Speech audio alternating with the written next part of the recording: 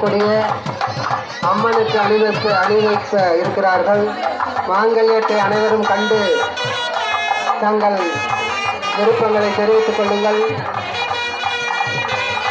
உற்சவ மூர்த்தியாக விளங்கக்கூடிய அம்மனுக்கு தெய்வ சேனாதிபதியான முருகன் மற்றும் தெய்வ யானைக்கு மாங்கல்யத்தை பூசிக் கொண்டிருக்கின்றார்கள்.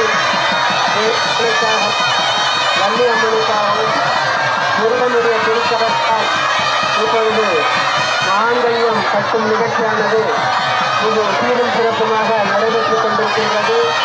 ஆதலினாலே அனைவரும் இந்த மாங்கல்ய நிகழ்ச்சியை கண்டுகளிக்குமாறு உங்களை தாழ்வுடன் கேட்டுக்கொள்கின்றோம்.